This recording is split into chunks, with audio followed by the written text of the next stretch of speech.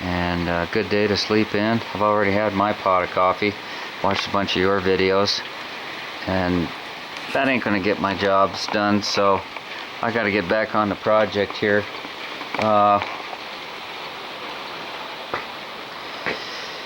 Gonna yank that transmission out and wash everything down underneath there, get it all cleaned up, look for any possible stress points that may have occurred from bending it back into position.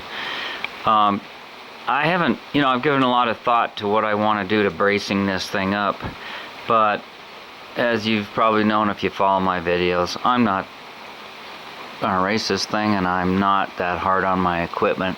When you work on your own stuff, you get a better feel for the limitations of things, and I've been playing with these Volkswagens out in the sand dunes and stuff for years and years, and this is a heavy car. This is a pig in normal standards for off-road and stuff, but it's gonna work for what I want it for. A little bug out vehicle and exploration and just general fun. I know how to work on it, keep it going, and had all these parts from years of playing in the sand, so I'm going to take that knowledge and put it to use. And one of the things that I've learned is that the factory is pretty smart.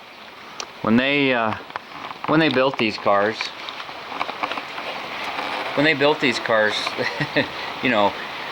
that's one thing you got to say about Volkswagen, the old bugs.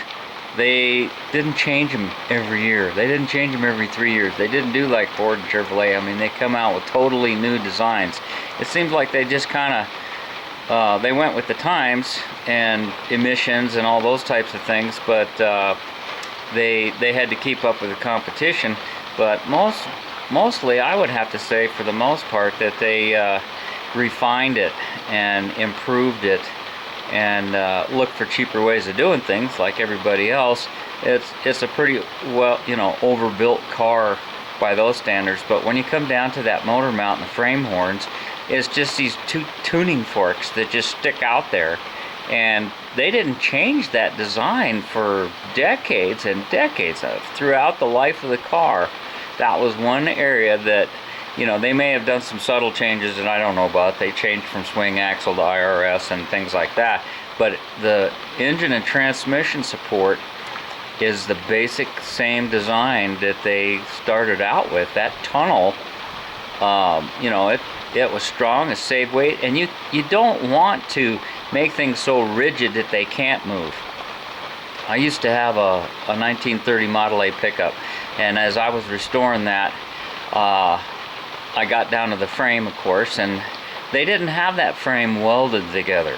They didn't have it rigid so that it couldn't move. They made the darn frame out of it's not really spring steel, but it was a good steel that could flex, and it had memory, and the corners were riveted together. They didn't have a lot of rivets, but they had large rivets in well-placed spots. And if you look at some of the old videos, they would articulate. The roads were lousy back then. They had to get around. And that's the key point here, is that you don't want to lock things up so that they can't move, because if you're going to be going off-road, you're going to get into situations where everything is going to tweak and twist and flex. And if you try to stop that, you're just going to create more problems for yourself. A race car is something different. It's a different game. That's something that gets constant maintenance. It's constantly looked at, even between races. They go over it, and they have to do things, replace things, repair things, and they're taking harder hits, and you just don't need to do that in your ordinary vehicle. You have to pay attention to things, but it is something that you need. It's a lot of weight. Volkswagen engine has got a lot of weight, and the transmission, that's the heaviest part of the car, so let it move is what my feeling is. Let it move, because it has memory and it'll spring back. So I'm real cautious about going in here and really, besides the only attachment points are the suspension, the cast, the towers at the top of the shock absorbers there. That's a strong point, and you can triangulate some things in there, but to attach anything to this sheet metal, it's going to be like making a drum.